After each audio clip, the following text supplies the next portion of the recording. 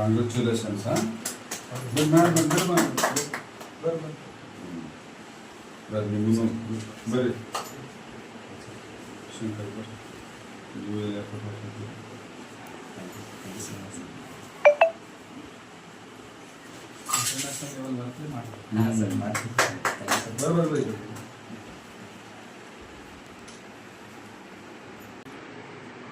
ಬೀದರ್ ಜಿಲ್ಲೆಯ ಪ್ರತಿಷ್ಠಿತ ಮಾಣಿಪ್ರಭು ಶಾಲೆ ವಿದ್ಯಾರ್ಥಿನಿ,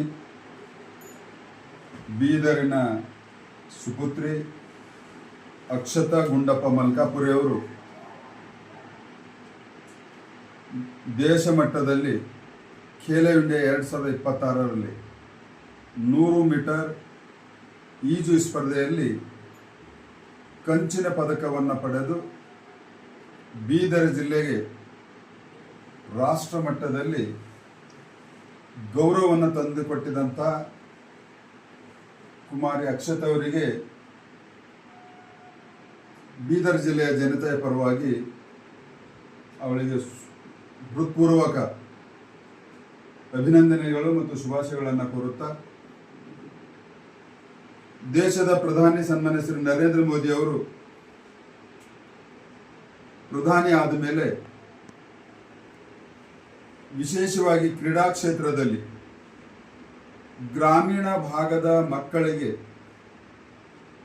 ಪ್ರೋತ್ಸಾಹ, ಪ್ರೇರಣೆ ಮತ್ತು ಸಹಕಾರ ಸರ್ಕಾರದ ವತಿಯಿಂದ ಮತ್ತು ಎಲ್ಲ ಹಂತದಲ್ಲಿ ಅವರಿಗೆ ಮಾಹಿತಿಯನ್ನು ಒದಗಿಸುವಂಥ ಖೇಲೋ ಇಂಡಿಯಾ ಅನ್ನುವಂಥ ಯೋಜನೆಯನ್ನು ತಂದು ಇವತ್ತು ನಮ್ಮ ದೇಶದ ಗ್ರಾಮೀಣ ಭಾಗದ ಮಕ್ಕಳು ರಾಷ್ಟ್ರ ಮತ್ತು ಅಂತಾರಾಷ್ಟ್ರ ಮಟ್ಟದಲ್ಲಿ ದೇಶದ ಖ್ಯಾತಿಯನ್ನು ಹೆಚ್ಚಿಸ್ತಾ ಇದ್ದಾರೆ. ಇದರ ಹಿಂದಿನ ದೂರದೃಷ್ಟಿತ್ವ ನರೇಂದ್ರ ಮೋದಿಯವರ. ಹೀಗಾಗಿ ನಮ್ಮ ಅಕ್ಷತಾ ಇವತ್ತು ಬೀದರ್ ಜಿಲ್ಲೆಗೆ ಒಂದು ಹೆಮ್ಮೆ ಪಡುವಂಥ ವಿಷಯವನ್ನು ಮಾಡಿದ್ದಾರೆ. ನಾನು ಕುಮಾರಿ ಅಕ್ಷತೆಗೆ ಮುಂದಿನ ದಿನಗಳಲ್ಲಿ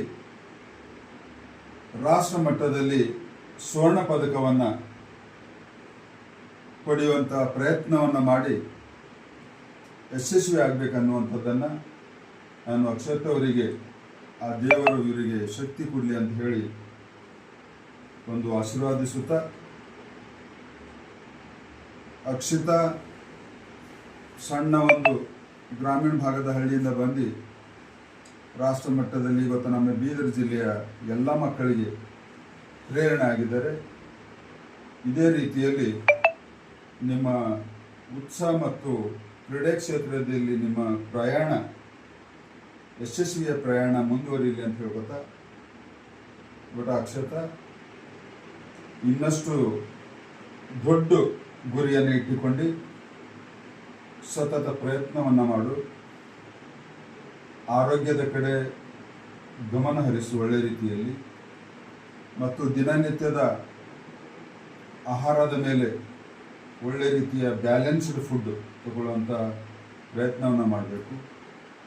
ಮತ್ತು ಕೋಚ್ ಆದಂಥ ಶಂಕರ್ ಕೂಡ ಈ ನಮ್ಮ ಕುಮಾರಿ ಅಕ್ಷತೆಗೆ ರಾಷ್ಟ್ರ ಮಟ್ಟದಲ್ಲಿ ಸ್ಪರ್ಧೆಗೆ ಬಹಳಷ್ಟು ರೀತಿಯಲ್ಲಿ ತರಬೇತಿಯನ್ನು ಕೊಟ್ಟು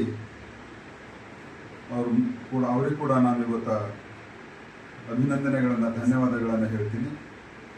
ನಿಮ್ಮ ಪ್ರಯತ್ನ ಮತ್ತು ಕೋಚಿಗೆ ಯಾವ ರೀತಿ ಮಾತೃದೇವೋಭವ, ಇವತ್ತು ತಾಯಂದಿರ ದಿನ ಶುಭಾಶಯ ಕೊಡುತ್ತಾ, ಮಾತೃದೇವೋಭವ, ಪಿತೃದೇವೋಭವ, ಆಚಾರ್ಯ ದೇವೋಭವ, ಗುರುಗಳಿಗೆ ನಮ್ಮ ಸಂಸ್ಕೃತಿಯಲ್ಲಿ, ಸನಾತನ ಧರ್ಮದಲ್ಲಿ, ಹಿಂದೂ ಸಂಸ್ಕೃತಿಯಲ್ಲಿ ಗುರುಗಳಿಗೆ ಕೂಡ ತಾಯಿ ತಂದೆಯ ಸಮಾನವನ್ನು, ಆ ಭಾವನೆಯನ್ನು ತಂದುಕೊಟ್ಟಿದ್ದಾರೆ. ಹೀಗಾಗಿ ನಿನ್ನ ಮುಂದಿನ ದಿನಗಳಲ್ಲಿ ಇಂಥ ನಿಮ್ಮ ಕೋಚ್ಗಳು ನಿಮಗೆ ಮುಂದುವರಿಸಲಿ ಅಂತ ಹೇಳ್ತಾ ನಿಮಗೆ ಮತ್ತೊಮ್ಮೆ ಶುಭ ಕೋರುತ್ತಾ ಆಶೀರ್ವದಿಸ್ತೇನೆ. ಧನ್ಯವಾದಗಳು.